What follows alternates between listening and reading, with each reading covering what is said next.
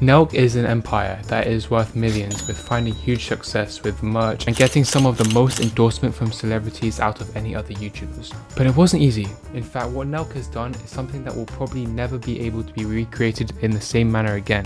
But how did this all begin? Carl Forgard started a YouTube channel in 2013 called Nelk Films. He started with making skits, but quickly found pranks that would pave the way of the channel for the next 10 years. When reaching 30,000 subscribers, he found Jesse. Jesse would join the Nelk team and became a staple in the group, with their first video being lighting themselves on fire prank. And after that, they clicked and would become the iconic duo that we know today. Soon after meeting, they would go to LA and film a prank that would change their channels for the rest of their lives. I can't do this. Man. We have a bunch of coke in the back. I'm sorry. Dude. I'm sorry. Alright. After this, Nelk went in, prank after prank, and continued to do this for the next few years, constantly traveling around the US and shooting bangers. However, they constantly struggled with their channel never getting monetized because of their offensive nature, and they would eventually shoot themselves in the foot with a video called Fake Google Employee Prank, where the boys stuck into a Google headquarters and pranked the people that worked there. This got them in a lot of trouble. YouTube started demonetizing every video, and especially with the internet getting softer and softer over the years, Nelk had to change. But they didn't want to. They kept fighting, constantly tiptoeing over the line on what's allowed.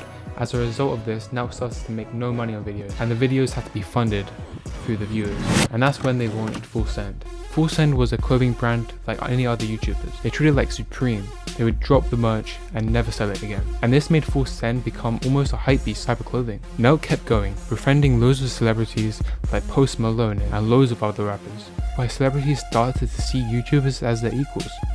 Nelk and David Dobrik were some of the first ever people to truly do this on YouTube. A new member was going to be added to Nelk who would drastically change their lives forever.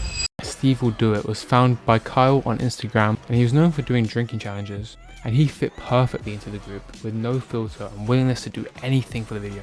Steve, he's literally the send god, man. If you guys want to see the craziest drinking challenges, fucking crazy, go to his Instagram, @SteveWillDoIt. Now, tell him to do something fucked up. I swear to God, he'll fucking do it. In 2019, Nelk traveled to Europe and kept the format they had been building this whole time. See, Kyle was very particular.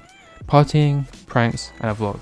One of these factors always has to be in the video. But towards the end of the Europe trip, 905 Shooter would get fired from the group because he was a lazy worker, and he was disliked by Nelk fans for being just uncharismatic and didn't feel like a great fit for the group. And 90 was also messaging a lot of fans in a very creepy, weird way. In 2020, Nelk was unable to continue with their normal videos. I would start to get some hate when they would ignore the guidelines. So they tried adapting the content. Zoom pranks, prank calls were a big part of 2020. Doing videos inside didn't fit into the Nelk format. So they went back to making videos outside. They were starting to get some hate for ignoring the government guidelines. But the hate that they would receive is nothing compared to the hate that they were about to get.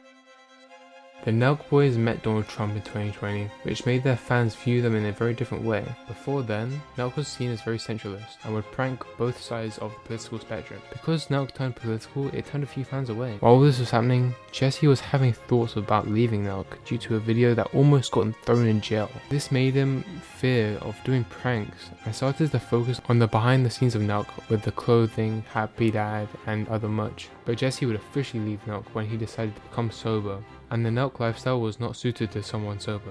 Nelk kept running into problems when one of the most popular members of the group would get permanently banned off YouTube. Steve got banned from gambling on stream on stake.com and is now unable to post videos.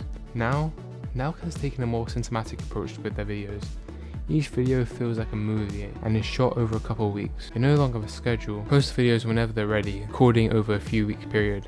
Nelk has built a massive empire that has stood the test of time, even with these sensitive times and their offensive nature.